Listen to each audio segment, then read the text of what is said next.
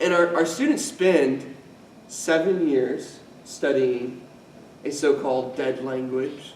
Why would we? I think Mr. Piles is going to help clarify that. But it's a good question. Like, why would we spend so much time studying this language of Latin? We think it's an extremely important language, and it probably would even challenge the idea that it's a dead language. And so what we want to do is help convey the importance of studying Latin, but also help you guys as you partner with your children in teaching Latin. And so today we have with us Mr. Tony Piles. He'll be leading it. He teaches Latin at the Rock, South Campus. And then joining him is Mrs. Ann Bradford and Mr. Jesse Wyatt, who share the Latin load at the North Campus. So I'm going to open us in prayer, and then we'll turn it over to Mr. Piles. Let's pray.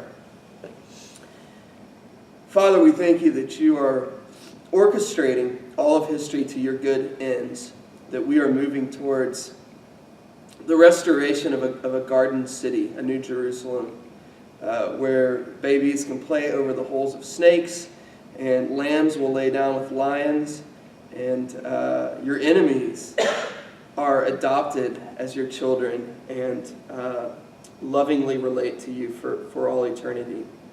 We thank you for that great hope, for that great story, and we pray that you would help us to locate our children in that great story of redemption and restoration and rescue.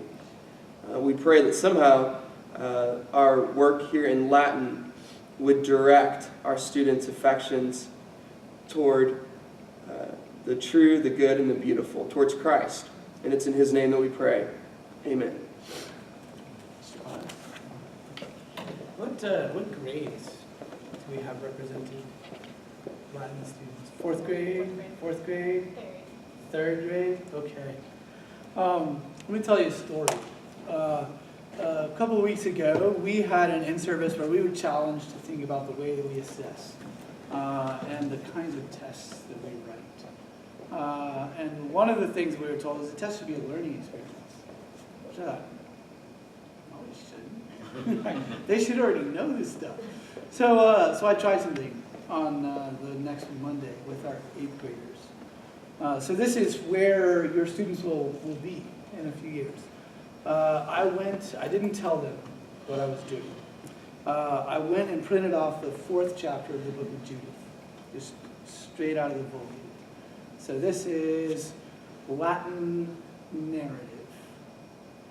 It's not the most exciting part of the story.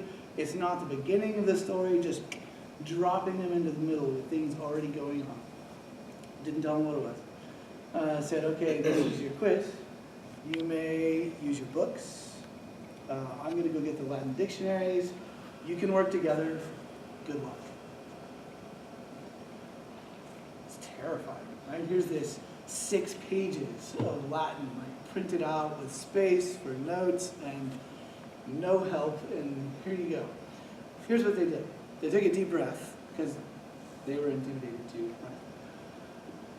And then they sat down in a circle. They passed out the Latin dictionaries. They got the grammars out. Said, okay, you look that up, and you're going to look that up, and somebody else was taking notes for everybody. And after that initial shock, they sat down, and they got to work. Now, this was very mean of me to do, right? The second word was a participle. We haven't learned participles yet. So they took a look at it. They're like, that looks like a verb we know. But the end of it does not look like a verb we know, because that's a verb masquerading as an adjective, masquerading as a noun, right? So what they did, though, is they had the tools in place to know how to set down to work on a piece of Latin that they'd never seen before. And they did. They made pretty, considering that it's full of words they don't know, it's full of forms they hadn't learned yet, they made pretty good sense of what was going on. So at the end of the day, they had learned some things about Latin. They'd also learned some things about themselves. Like, hey, we've got the tools to know what to do with this. So 3rd grade, 4th grade, that seems a really, really long way off. But it's coming. It's coming, right? A few years down the road, your students will have the tools to be able to do that. In 7th grade this year, we had students composing love stories in Latin, right? Because my default examples when we're talking about nouns and verbs, Cornelius Flavian amat, right? Cornelius loves Flavius. We've had this running joke for a couple of years. So they wrote love stories for one of their assignments. They were terrible and also amazing, and it was great fun. 9th grade students this year, they are reading Caesar. Right, they've got a little bit of review, and then, right, they are reading Caesar's words as he wrote back to the Roman Senate about how awesome or terrible things were going in Gaul. It was terrible. It was obviously that guy's fault. It's amazing to watch what these students can do. Now, and your 3rd grader, your 4th grader, they're going to get there. It doesn't feel like it, right? When you're at the bottom of worksheet 3, you don't know what's going on, and they've got a quiz in the morning, and we'll get through that. And it's amazing to watch. I don't know about you. I took 2 years of Latin in high school. I had a teacher who was really, really easy to get on rabbit trails, which some of your students are finding I'm like that, actually. So it was great fun, and I learned some. But I remember every once in a while, she wasn't very happy with the Latin book that we used. I think this is a perpetual thing with Latin teachers, right? We get a book, we start using it like... So for some things, she would go get the old Latin books, and we'd use that for this chapter. And written in the front of one of those Latin books is a poem you've probably heard before. Latin is a dead language, dead as it can be. First it killed the Romans, and now it's killing me. So...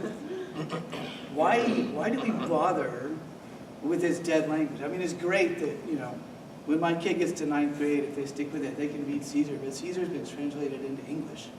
So why don't they just pick it up in English and read it? Well, they should, because it's great. But why do we why do we do Latin? Why do we learn Latin? Why? We'll talk a little bit about the why. And then also, hopefully we'll get to some of the how, and then open it up for any questions you might have. What I hear a lot as a Latin teacher, and I both like this and hate it at the same time, is Latin is going to help my kid get ahead. It's going to help their SAT score. If they want to be a doctor, right, it's going to help. And that's true. I was at the emergency room last night with my daughter, and one of the doctors wandered in and started talking to me, and he said, "Oh, you're a Latin teacher? I wish I'd had Latin. I got into my classes and everything was Latin." So that is true, right? If your child wants to grow up to become a doctor or a lawyer, right, or a scientist, right? Our science teacher, Mrs. Mills, tells stories about when she was going through her training, and in a biology class in particular, her classmates thought she was cheating because she knew what the words meant.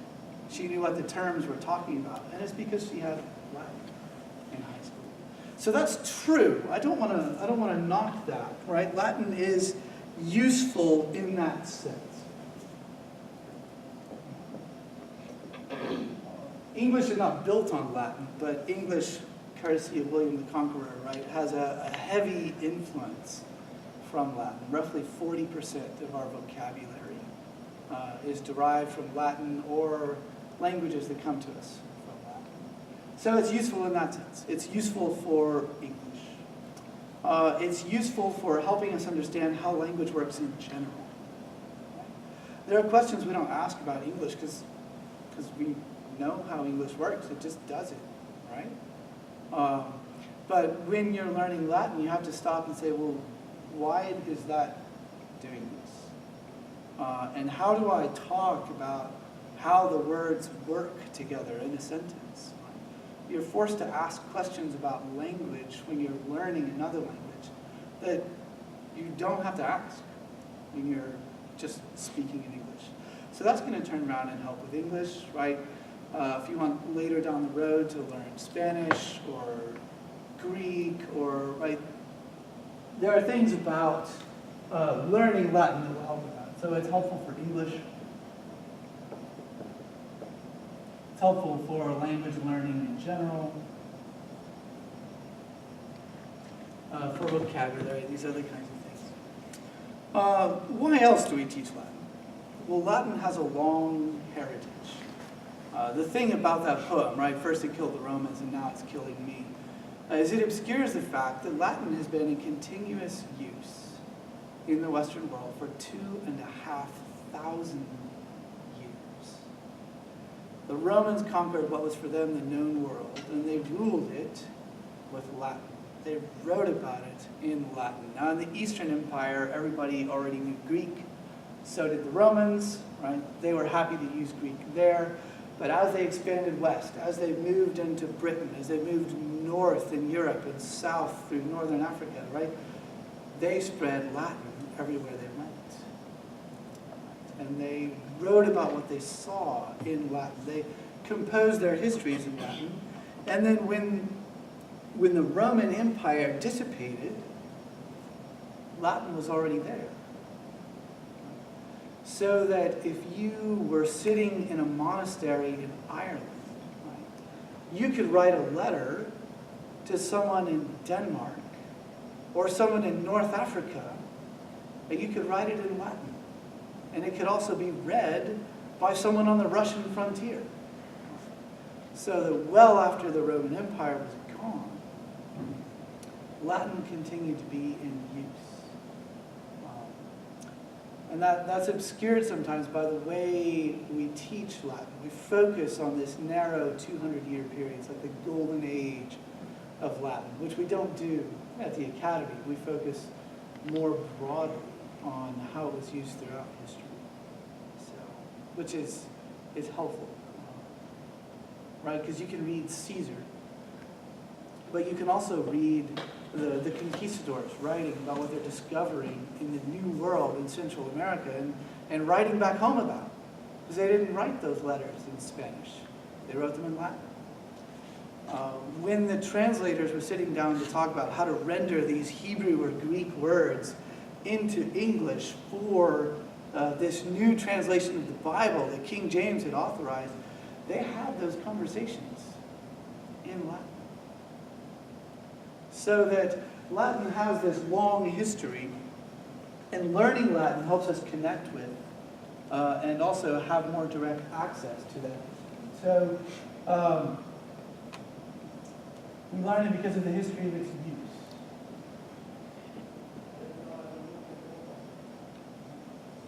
A very, very long history. In fact, we could turn around and phrase the question this way: why did we ever stop teaching Latin?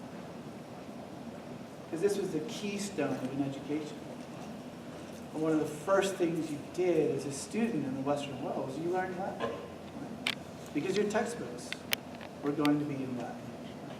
The history you wanted to learn was in Latin. The philosophy that you wanted to recount, right? The things written by your next door neighbor who's a scientist, right, were written in Latin. So that's also part of Latin. But also, Latin is true and good and beautiful. Over that 2,500 years, right, as people reflected on what it means to be human, what is our relationship to God, what does it mean to grow in Christ, all of these things, they reflected on that in Latin. Beautiful poetry, sweeping narratives, and also close analysis of the natural world was in Latin. So we can access that with Latin. Why do we do that in Latin instead of in English? For two reasons. One is that the sum of the body of Western knowledge is almost all recorded in Latin. And what we have in translation It's an amazing fraction that is worth studying on its own, but it's not easy. Like it's a scratch in a scratch in the surface. And then also learning Latin and using Latin to access that material is a step in having to confront our heritage on our heritage's terms instead of ours. We have to enter into the world of the last millennium and a half of scholarship and understand something of how it works, something of how it operates, right? Latin helps us approach that in a way that's more humble. Because we have to learn that to access that material. So that is why. In a nutshell, there's so much more we can talk about. Why do we learn Latin? I think it's fun. Some of your students think that too. It depends on where in the rhythm of the week we are. Right? It's not fun on quiz day. It's fun after the quiz is done. Right? But there's also how. How do we learn Latin? How do we go about this process of learning this language? And why on earth do we start in 3rd grade? I mean, my school didn't offer Latin until 9th grade. So why do we start with 3rd grade? It has to do with these words you keep hearing around the academy. Right? Dialectic, well, I should start with grammar. Grammar, dialectic, and rhetoric.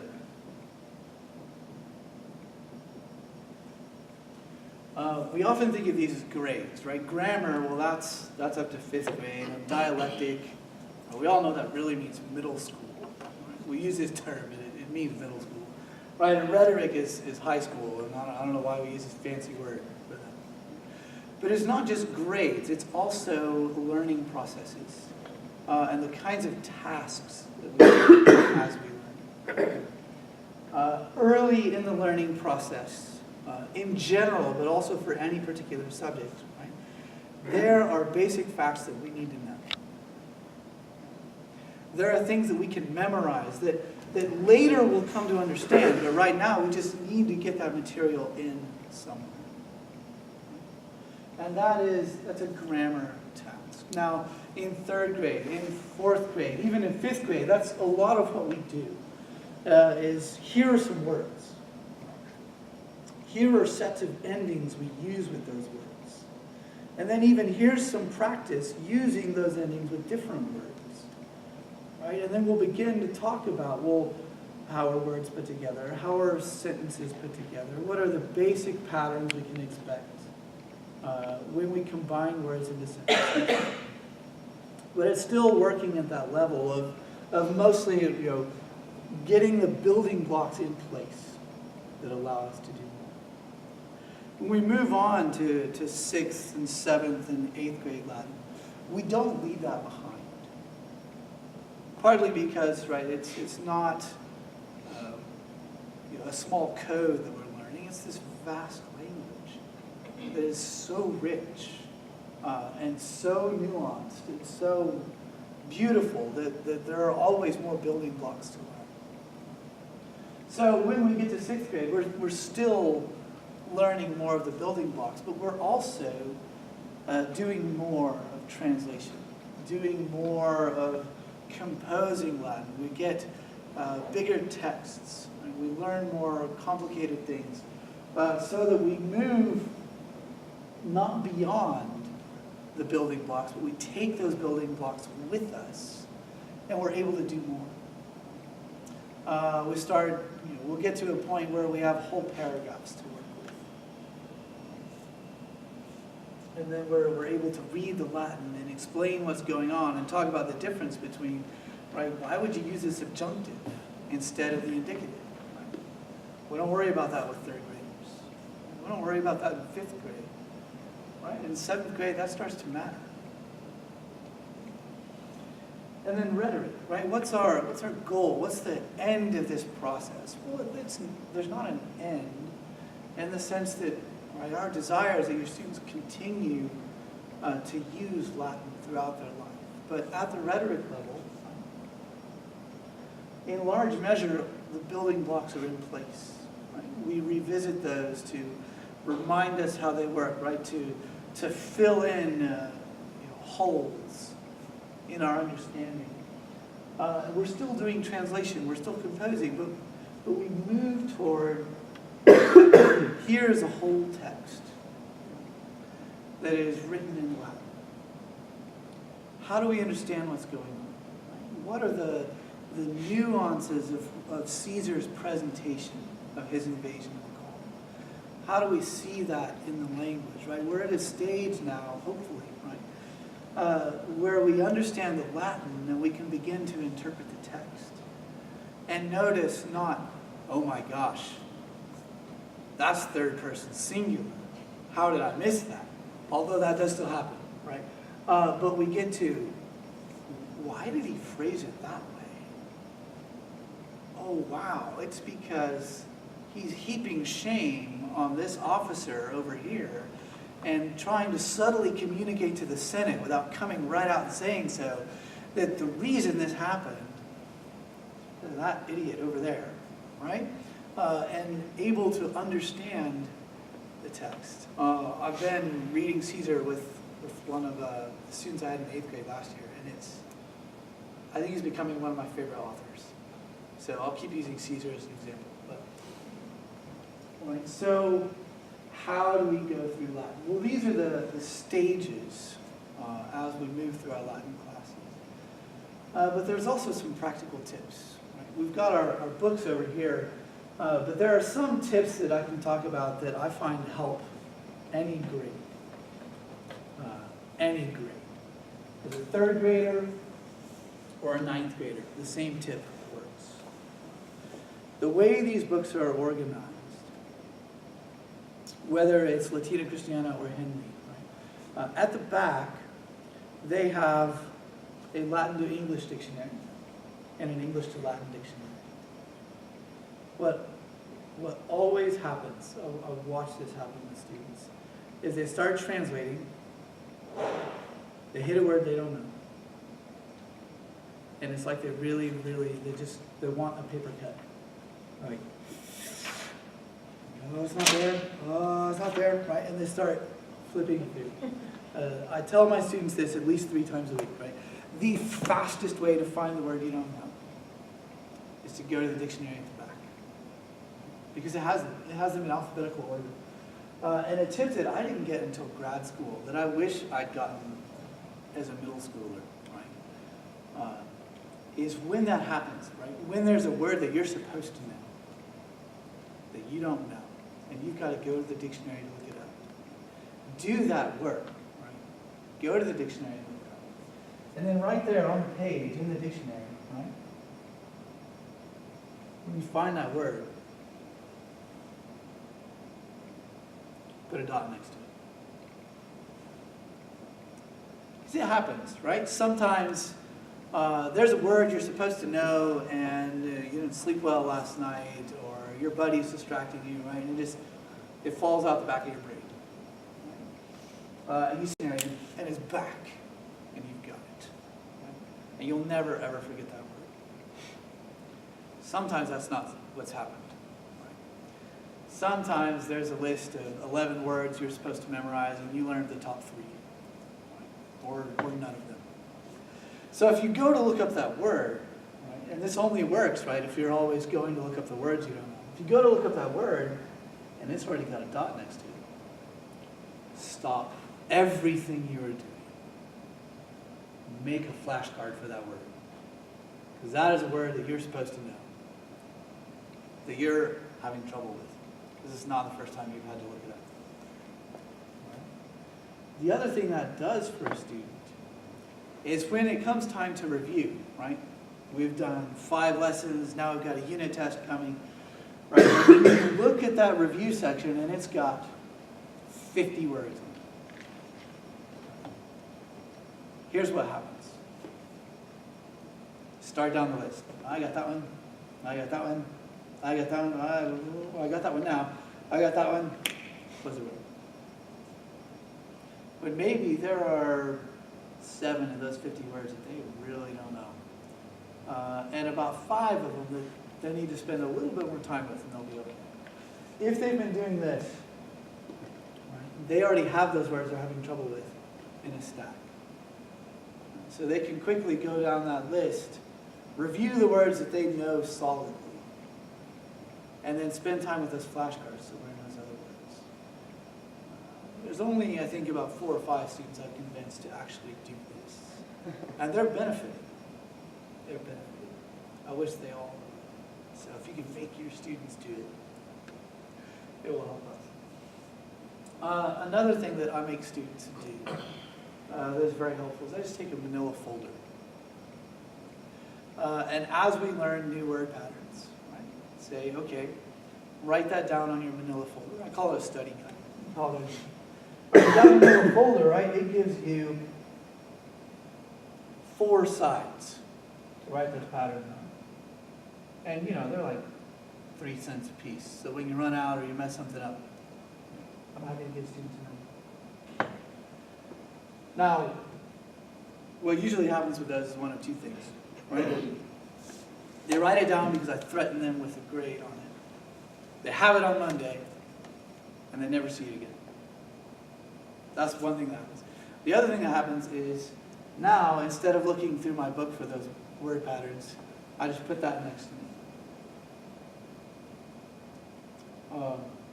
What I tell students to do, right, is if you do this, right, and you can add to it as we learn more, take 10 minutes, right? And an 8th grader at the end of the year who's learned almost everything that they're going to need in 9th grade, right, should still be able to fit that if they write small on one manila folder. But I'm happy to give them a second. Right? Reading over that quickly to remind yourself of those things should take 10 minutes. Maybe 15. If you do that every day, you never lose them. You always have them. I think I've convinced more students to do that than to make the flashcards. And they're also finding it helpful. You know, you can leave it in the seat pocket in the car if you don't get car sick, right? You can. It sounds funny, but you can hang it up in the bathroom, right? Anywhere you're going to be somewhere for a while, right? You could, you know, I tell students, you cannot tell me that you cannot find 10 minutes in the day to read over this. One thing students do that makes learning Latin difficult for them, and again, this is with 3rd graders, this is with 8th graders, is when we learn something new, they go straight to the homework. Straight to the homework. And so what happens is, right, here's my book, here's my homework, and here's my piece of paper where I'm writing down the answers, and this is what doing homework looks like.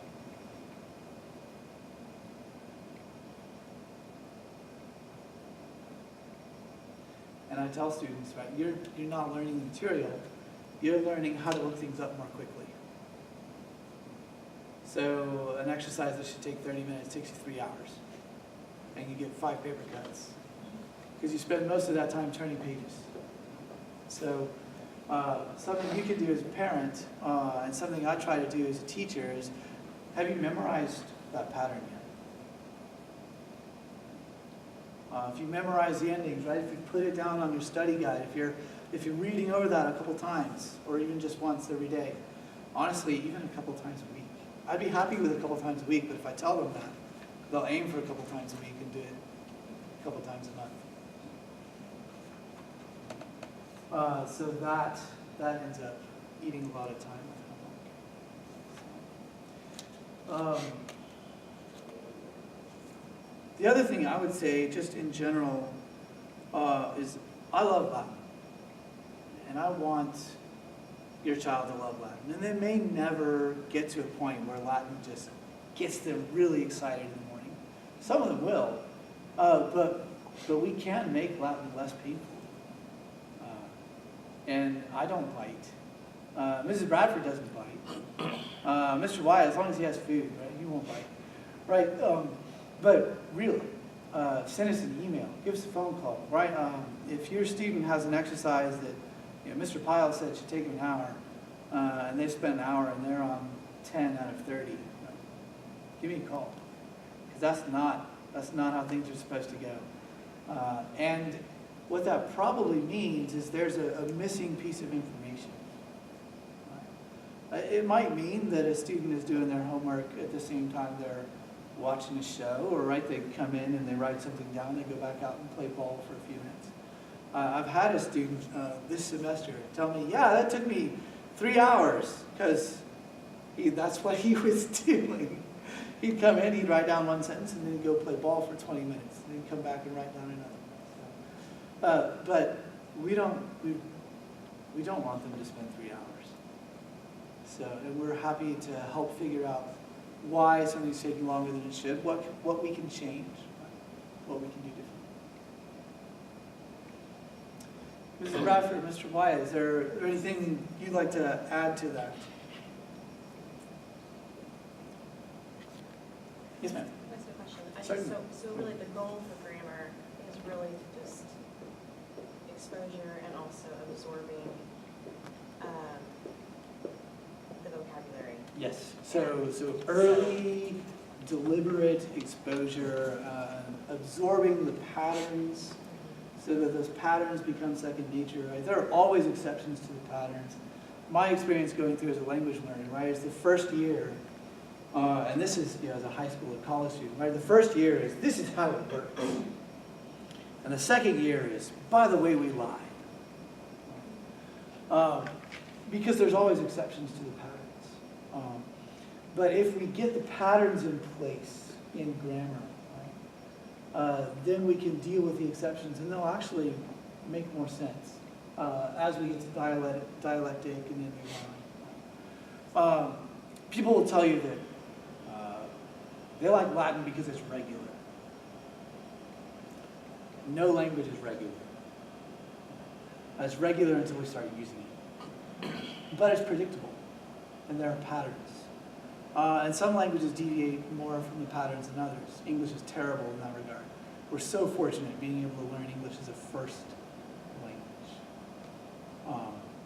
But yeah, we want to get those patterns in place. We want those to become second nature. We want to get some vocabulary in there, and then that frees us up to start doing more kinds of things, more variety of things in dialectic and grammar.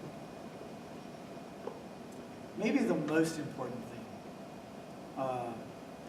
that students need to learn Latin is freedom to fail. They have to be able to get things wrong. Because that's where we find out whether we know the pattern or not, where we've misunderstood something, and how to fix it and move on. I have a 7th grader who's always asking if he could retake that quiz that we just took, because he's worried about his grade. I pulled him aside the other day and said, I'm not worried about your grade. I know you're concerned with your grade, but you're also concerned with your understanding.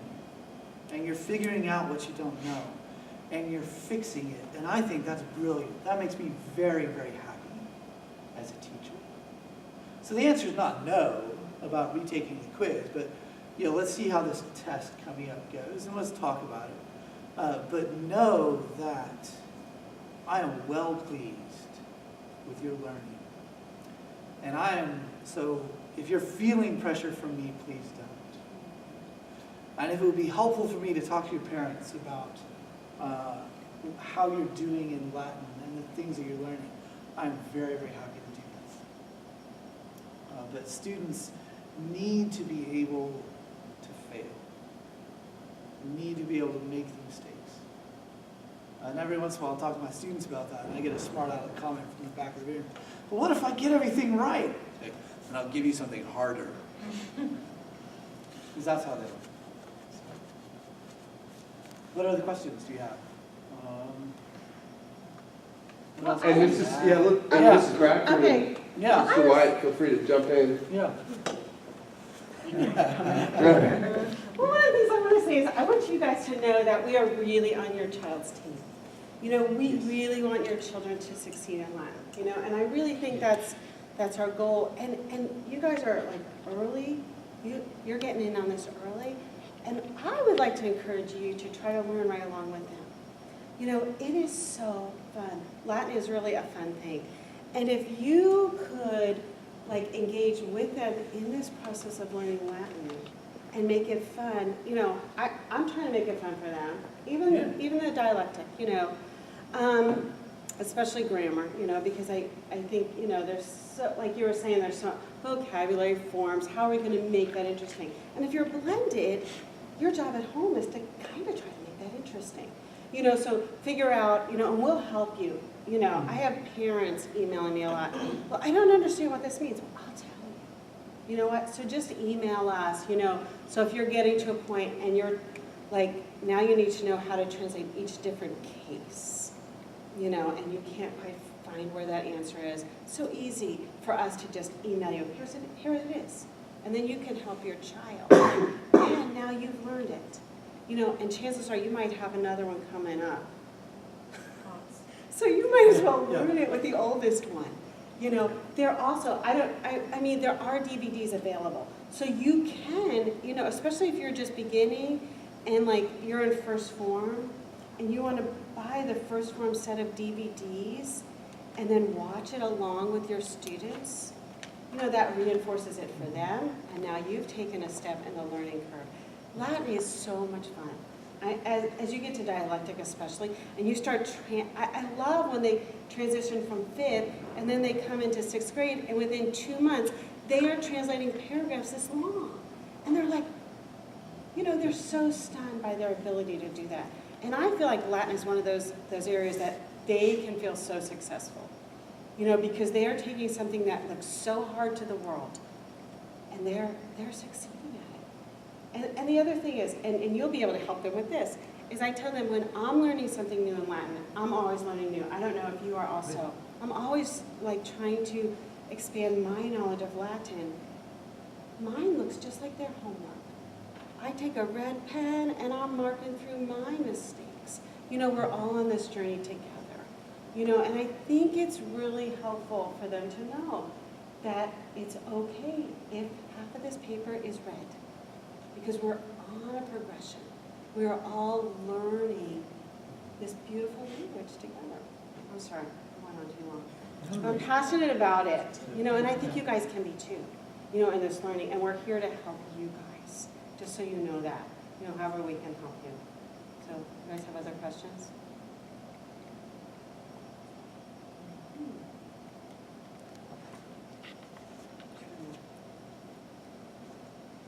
One question you may have is, right, my students reviewed their vocabulary, they've completed their worksheets, the quiz isn't due till Monday, so what can I do? Right, because constant review is so helpful, but how do I do that, right? If I've run out of blanks on the worksheet to fill, right, and they've read through the vocabulary list 2 or 3 times, what do we do from there, especially on a home day? So one of the things that we do in class, well, there's a few things we do. We play Latin hangman. We're all get not just a vocabulary word, but a specific form of the vocabulary word. So we'll take the verb amo, I love, but instead of giving them amo, I'll give them something like amaverit. He, she, or it will have loved. And then they have to be able to spell the word just like regular hangman, but then to get the point, right, because it's teacher versus students, at least somebody in the class, preferably the person who solved the word, has to be able to translate it, right? And teacher versus student, those are high stakes, and the class really gets into it. So you can try that at home. We also play Latin Foursquare. So it's regular Foursquare, right? You've got to, once the ball hits your square, you've got to hit it and knock it into somebody else's. But we add an element by using those word patterns, right? So that you don't have to just hit the ball so that you don't get out. you have to say the right form in the right place in the paradigm when you hit the ball. Otherwise, you're out. I mentioned before we started, we tried Latin charades the other day, and one of the students got the word for thing. That didn't go so well. But it was worth trying, right? Yeah, so I have a whole page front and back that I made for a substitute that I think I can pass on to Casey and he can send out to you all if that would be helpful. Of just different kinds of review games. But, most of them can also be done online. Yes? I know very little about even my question, but what is the use of Quizlet in Latin learning? Is that universal among teachers, or is that a question we can't even answer? That's a good question. I don't require my students to use Quizlet. I don't know if Mr. White or Mrs. Bradford, I don't know if they do.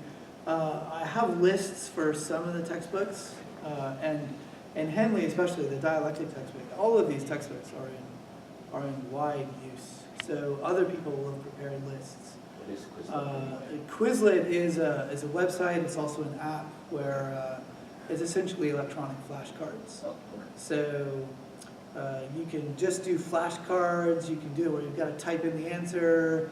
They have several different games on the website. I'm a fan of pencil and paper. I'm happy for students to also use Quizlet. I had a student last year who had been telling his parents all semester long, how's your Latin going? Oh, I used Quizlet.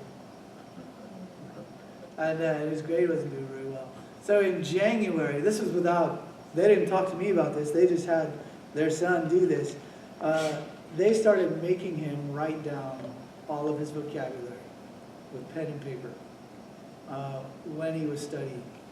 And his grade started going up. So that's not to knock Quizlet, but don't leave, if you use Quizlet, which I would encourage you to do, don't leave other means of studying behind. Don't let that become your students' only way that they study. But yeah, it's super helpful, especially because different teachers or parents have different kinds of lists that they've created for the textbooks. Like someone may, almost everybody who's done it, they have, these are the lesson 1 words and these are the lesson 2 words, but then someone will also come along and they'll have taken all of the words from lessons 1 through 5, which would be the first review test in Latina Christiana, and they put them together in one list. Some of I don't remember if Quizlet does this or not, but some of the other programs that can draw on flashcard sets from Quizlet also use something called spaced repetition, which you can do with paper flashcards. And it's just a process of making sure that the words you miss, you see both. If you did it with a card box, right, and had dividers, your new words would be in the front, the old words would be in the next section, the words you know from forever ago would be at the back, right? And then as you miss a word, you move it further up. So like the first group would be like words you review every day, words you review once a week, words you review once a month, right? And then if you know it at the end of a certain time period, right, you just pull it out of the box, put it in a different stack. But then, right, if it's a word you see once a week and you miss it, you move it up into words you see every day. And some of those apps will do that for you automatically with those electronic flashcards.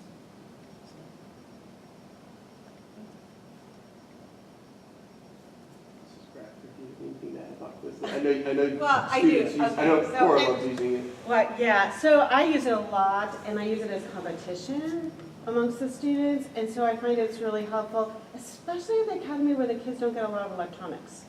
And so they actually take it as, oh, this is fun time. But I definitely concur that there is nothing like writing things out, but I do find like we'll have a big competition, and they want to, win, or I give all sorts of rewards for vocabulary study, because as we get to the dialectic, the thing that is going to be, if they have 1 hour homework versus 3 hours of homework, is usually whether they have to look up every word in the background. So if they could master that in 3rd, 4th, and 5th, if they could, the vocabulary, the whole reason we have Latina Christiana and First Form is because those are the words that are segueing into Henley, okay? And if they could learn those words really well in third, fourth, and fifth, they have them, and their homework will not take more than an hour. But most of the kids I teach are at 5-day in dialectic level. And so I watch them doing their homework. And the ones that have to look up the words don't get through in the time allotted. Okay? They don't. And I'll also say, those same ones I'll say, now how much time have you spent on Quizlet? Because it is something you can do on the way back and forth. They can grab your phone and do it on the way to school or on the way home from school. And it's so painless. It's not taking any extra time, is how I look at it. Then you're just in the car anyway. Actually, on that, if you find that helpful in your family to have your students doing Quizlet, not just for Latin, but for other grades or other classes, I know Quizlet and some other services like that also offer like a teacher edition where you can set up classes and you can actually track, okay, how often is this student, like how much time are they actually spending on it? And are they spending it all on this list, or are they spending it on all the lists? And I think some of them you can even see which specific cards they repeatedly miss. Yes, yeah.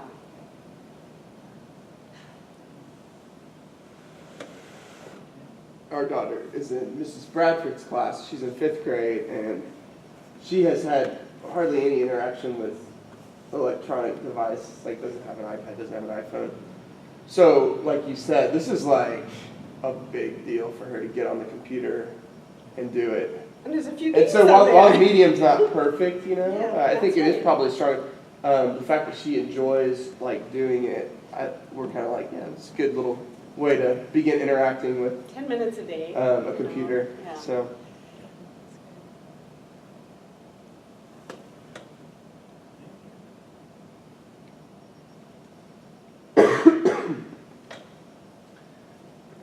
Are there any comments that should be made just about the paradigms that parents will see the students are learning for verbs and I don't know, just kind of confronting the very mechanical early stages of learning a language? I don't know, just general comments. Yeah. Tony, Yes. I think you should put up there what you did in the boot camp, where you laid out the whole case system. I think it would be really useful. Uh-oh, I don't remember what I did. Oh my word, it was fantastic. Okay, so, and it's what we put on the back of the manila folder. Just where you explained all the cases, and then you put the endings. Okay, And so then you explained what those each meant in English, and then what it looks like in Latin. It was like, I wish I had my folder with me. I meant to bring that. I may have it over there in my box, but I think I can just pretend like this is one side of my folder and start writing on it. So I meant to do something like this anyway. Latin has a case system. What that means is, in Latin, it's what we would call highly inflected. It depends for communication on changing the form of the word. So that there is a normal word order in Latin. There's an order in which you can expect the pieces of the sentence to appear, and if you don't, it sounds weird. So that you can sound like Yoda in Latin. But especially when you get to poetry, the word order is much freer because the ending of the word tells you what job the word is doing. That sounds foreign to us. It's actually not as foreign as you would think, right? Because I didn't say that sounds weird to we. Because especially in pronouns, we still have the remnants of that. So Latin has 5 cases. It really has 6.5, but we won't talk about those. The ones that your students will see are nominative, genitive, dative, accusative, and ablative. They'll always see them in that order. Sometimes Latin likes to recycle endings, which is confusing at the start and quite helpful later on. It means there's fewer new things to memorize. It can mean in a given sentence that it takes a little extra work to figure out what's going on, which is why it's helpful for students to know that Latin does have a word order you can expect. English used to use at least 4 of these, and still in pronouns uses 3 of these. We still would distinguish between a nominative and a genitive, and then we'd have what we might call just an objective case. So what these cases usually indicate in terms of the job a word is doing in a sentence. Nominative is the naming case. So that would be our subject, or anything that renames the subject, like a predicate nominative or a predicate adjective. John is a dog. Bit of a surprise in that sentence, right? Dog would also be nominative because it's renaming the subject. Genitive is our possessive case. This one, we have a very distinct case ending we still use in English. This is the case we use to show possession. And in written English, right, we use an apostrophe S for that. So we actually still do that. Dative is the case we use most often to express an indirect object. So we might call it the to-for case, because usually we translate that with, to someone or for someone.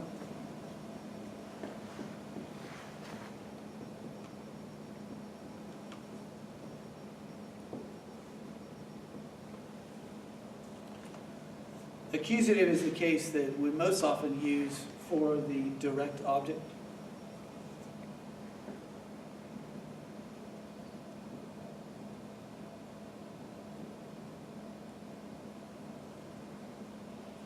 And then with some exceptions, ablative is usually the object of a preposition.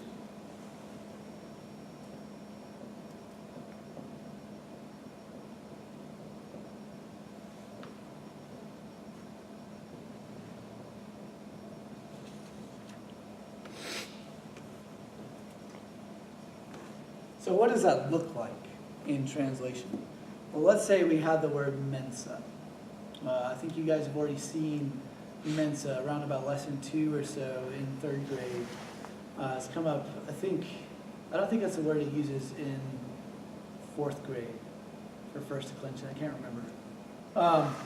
But mensa means table, right?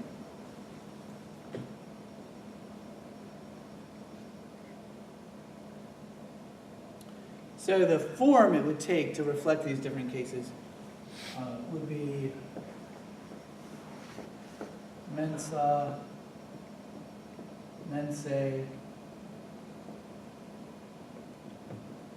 mensae, mensam,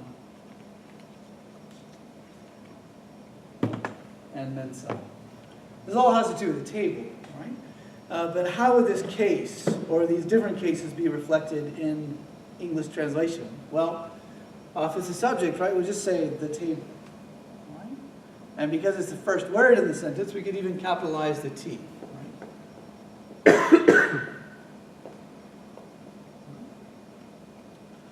If the table owns something, like maybe we're going to talk about the table leg. It's a bit weird to think about with a table, right? Let's say tables.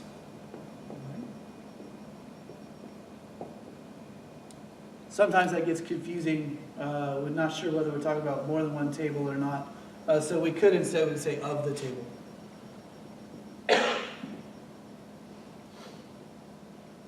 Something like the leg of the table. I bought a tablecloth for the table.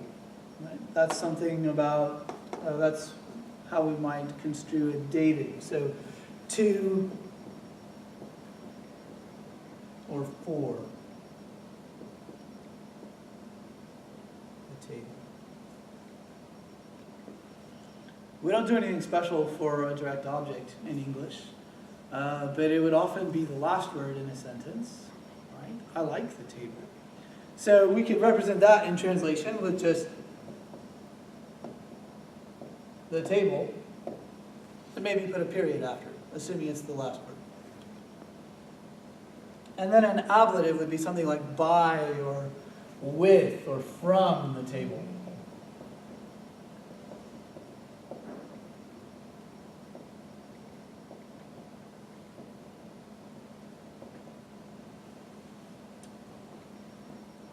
Now these are not the only jobs that these cases do.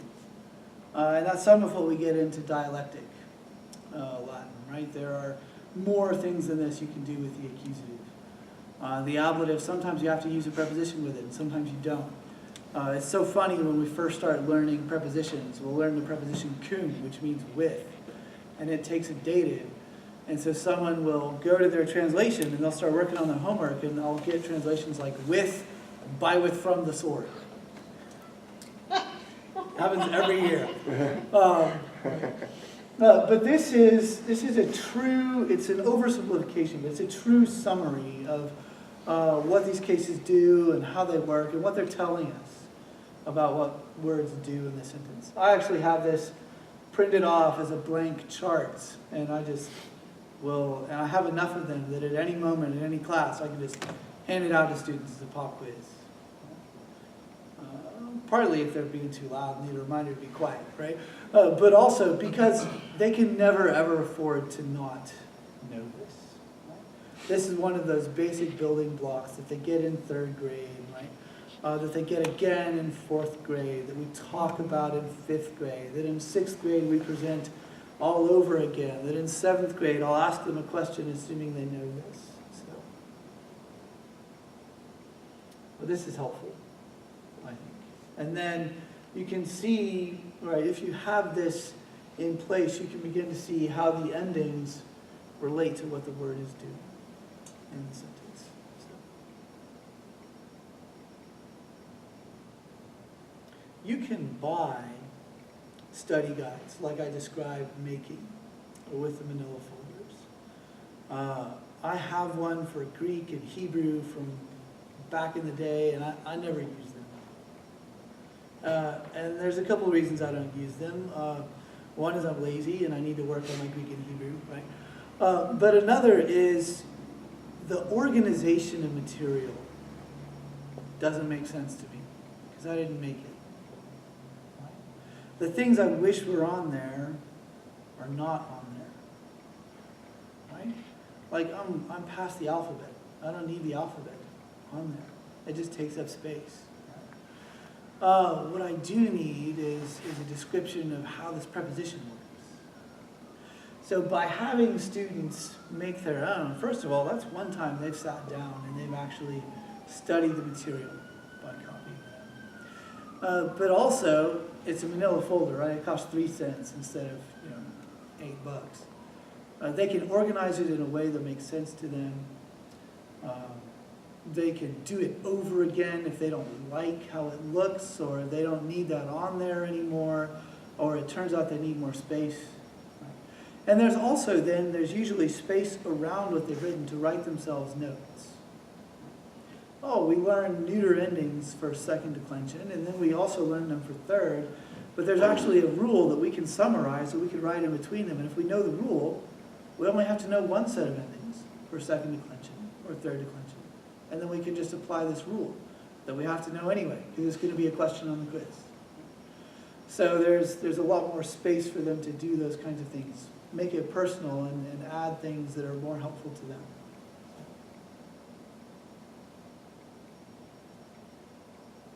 What other questions? Do you have struggles as you're working through these chapters? What can we help with?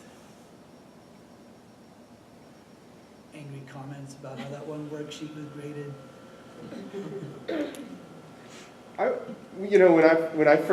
The first time I started learning a second language was not until high school, and just the whole paradigm thing kind of threw me off. Like what, because you intuitively learn the paradigm in your first language.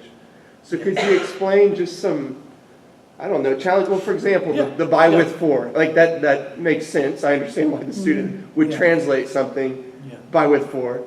But just, I don't know, some comments on helping students navigate sort of the mechanical nature of learning a second language versus a first? The best way to learn a second language, say Spanish, right, would be to drop you in the middle of Mexico with no map and a bottle of water and say, good luck. Right? Because you have to. You're surrounded by the language. You can't get away from the language. You have to start using the language if you want to survive. I don't think the headmaster would let us do that in Latin. As we begin to learn more about English, how do we do it? Right? Do you remember charts from grammar school, right? Swim, swam, swum. Sing, sang, sung. Bring, brang, brought, brung. So, right, I'm the Latin teacher, not the English teacher. Right? You start to, as you learn more about English, right, and how to use English well, we have to learn the patterns that English follows. But we also have to, right, and this happens with your children as they're learning language, right? They apply the wrong pattern first. Right? I bited my finger. This is what my son will say. Well, you've got the pattern, but that word doesn't work with that pattern. This is why English is so frustrating. Right? We have at least 2, possibly 3 competing systems all going on at the same time. Good news is Latin has one. But we do have to learn the system and how it works. So because we can't, drop you in the middle of Rome at the height of the empire during the reign of Augustus, right, and say, good luck, right? We approach it through the patterns, but we also approach it through texts. Right?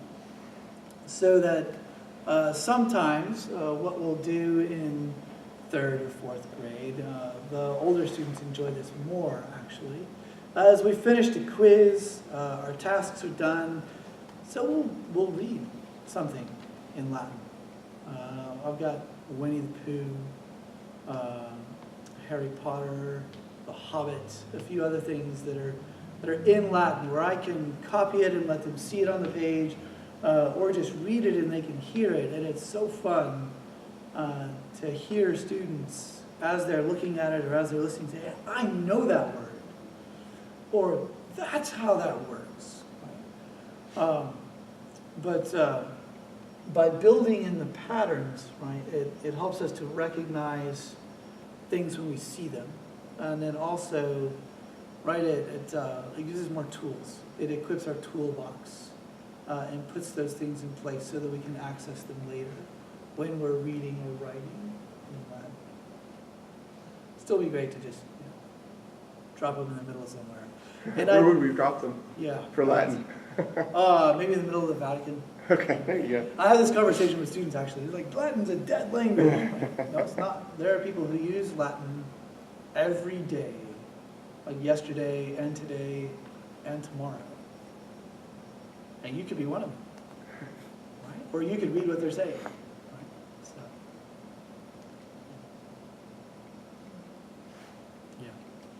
yeah, we learn it by learning the patterns because we need to know the patterns. And there's something we can sit down and memorize, and then we can start using with texts. Right? We do also, right, long before they ever learn imperatives, I use commands with them in class. So we'll start class with surgite, et audite, et tacete, et oremus. Right? And I just told them to stand up, be quiet, listen, let us pray. And then later on, when we get to imperatives, they're like, that's what that means. Right? They've gotten a sense of what it means because everybody around them stands up when I say surgite, and so they do too. right? And then later on, when we learn a pattern, they already have something in place to connect that to. I try to use as much Latin in my class as possible, which terrifies students, and then they get used to it. So, yes, sir. Appreciate this very much. Something also that I thought of that's different in multiple languages is how much the ordering of the words helps you understand the meaning of the words and the usage. Yes. Is that true in Latin? Yes. Is it fair? So, I should point that out actually. This is eating my sixth graders' lunch right now. No. Right, in English, usually, we have the subject first. So we'll start a sentence with Yoda went to the grocery store. So we got our subject and our verb and our object. We're not completely dependent on that, right? We could say to the grocery store Yoda went.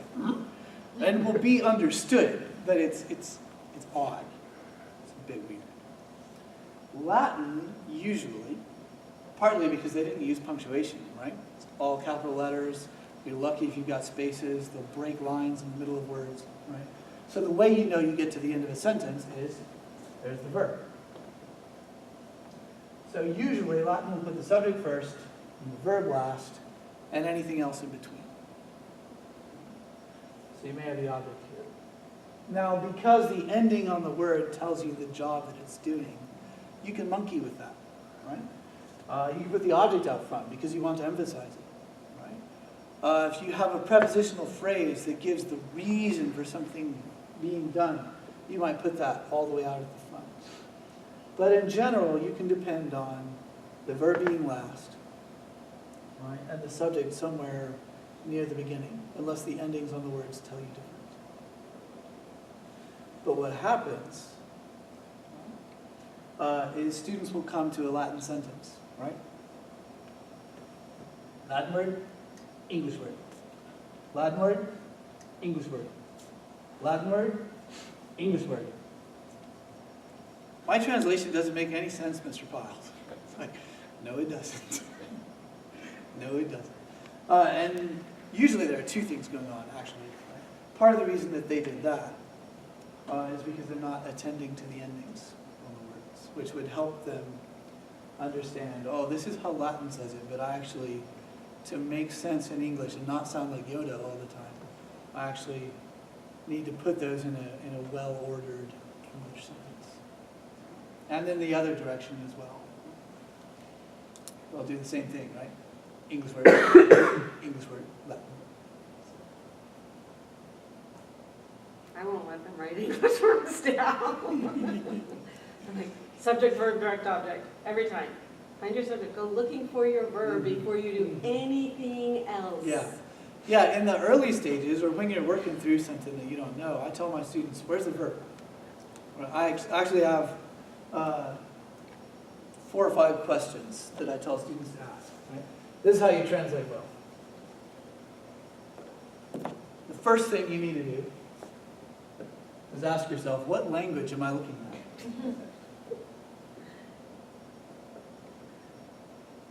And you would be surprised. You would be surprised. I've got one student this semester who knows his stuff and works very quickly, and so occasionally will hand in an English sentence that has an untranslated Latin prepositional phrase smack in the middle of it. Because he knows what it means, and so he didn't translate it in the process of transferring it to paper, and he just keeps going. And I've had students look at something and be, oh, this is Latin that I'm supposed to translate into English, or the other way around. So, first question is, what language am I looking at? Second step, find the verb.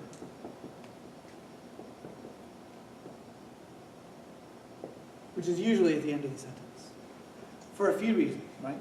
The ending on the verb is going to tell you what kind of subject you need to look for, right? Is it a singular subject, or is it a plural, right? Or is it a pronoun, right? Like we or you. Also, the kind of verb it is going to tell you what to expect, right? If it's a verb like give, then you need a subject, but you also need a direct object, which will be in the accusative, and you're going to need an indirect object, which will be in the dative. So that's 3 things you need to go and look for. And you know what to expect based on the verb. Once you've done that, especially if you've been able to find those things, chunkify. Break the sentence down into meaningful chunks. This is really, really important for students. And the 6th graders are getting tripped up here as well, again, the last couple of weeks. Right? If you have a prepositional phrase, say, against the battle line, just for fun. Well, that's accusative, achiam is, but you can't go down into the prepositional phrase, right, and rob it of its object and make that your direct object in the sentence. The students will do that. But if you chunkify, right, you put brackets around it. Think like an Excel spreadsheet. Right? You have to find out where to put the parentheses, and then you have to inside those parentheses and solve that. And then once you've dealt with all of your chunks, then you can relate the chunks to each other. You can clean up your translation. So what language? Find the verb, chunkify, solve the chunks. Right? Relate the chunks to each other.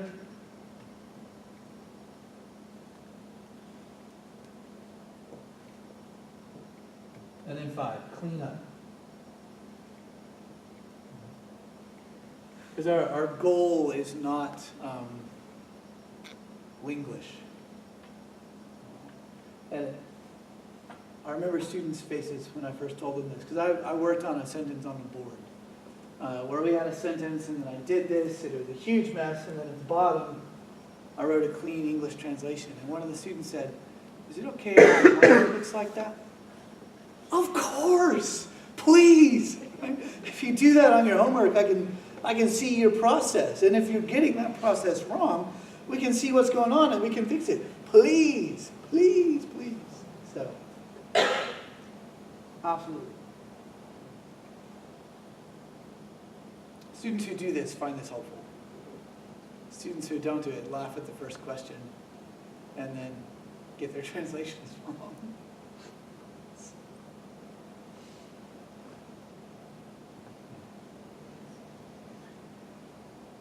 Any other questions? Do you guys have any verb questions or anything like that? I'm hearing verbs now. One thing I would say to counter this, though, this is helpful, especially at the beginning of dialectic, when you're starting to do more translation, things get more complicated. When you have a sentence that's quite complex, this can help you, right, find the verbs. Find sentence level conjunctions, because that allows you to, right, if you have and or but or something like that, however, right, you can break the sentence at that point and work in smaller chunks. But we want students to work toward, right, here's the Latin sentence coming at you in the order the Latins would have used, and you're understanding the pieces as they come at you. And not always having to be like, wait to the end of the sentence, there's a verb, and then go back. But this is still helpful, right, when you're in the middle of Caesar or Cicero and you have no idea what's going on. So I think I have a question regarding the blended versus the traditional. For me, I'm not a Latin instructor, and you've recommended and mentioned some things that we can do at home, but I think in my mind I'm wondering what, on the days that we are home with our children, what would you be doing, for example, on a Tuesday? They're doing the same thing that we're doing at home, the Latin worksheet with guidance, however, from you.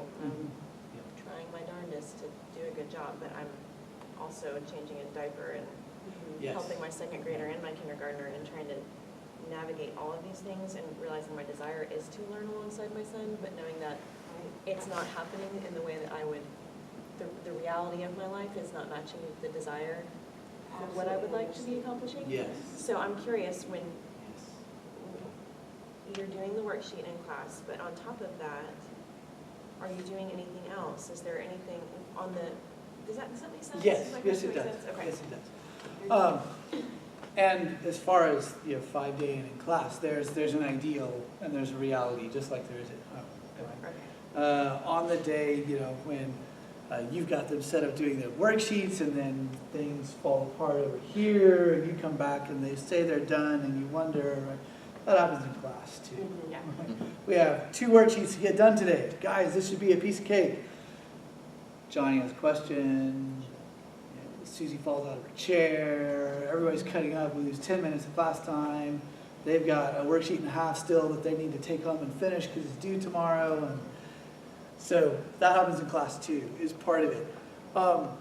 One of the things that I do in class and that I ask students to do at home is spend some time reviewing the lesson and then put your book away. Put your book away. When you sit down to do the worksheet, do everything you can and go all the way to the end of a worksheet, a given worksheet, and put a star next to anything you can't do. I couldn't do this one. This one I'm good. This one I'm good. This one, I think this is it. This one I have no idea. And that one I can't do. Right? And then after you come to the end of the page, get out your book and check all of it. Check all of it. All right? And then okay, this is what this is. That one that I thought I knew I got wrong. That one I wasn't sure on, I actually got right.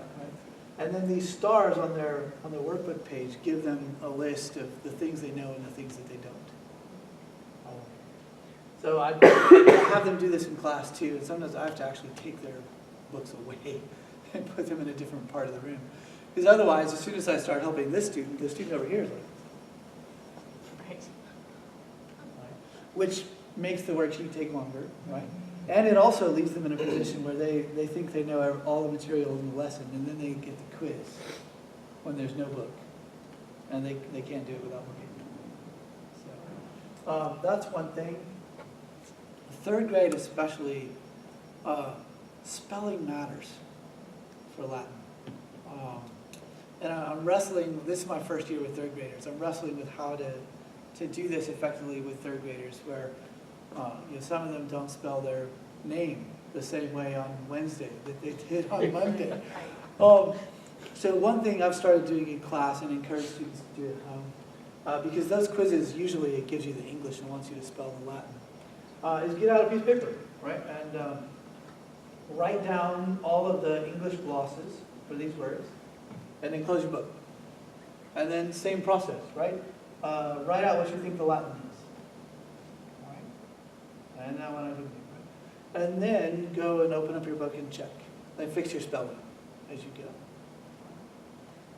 It's great that you know eagle is aquila, but if you can't spell aquila, right, you've given me something else instead.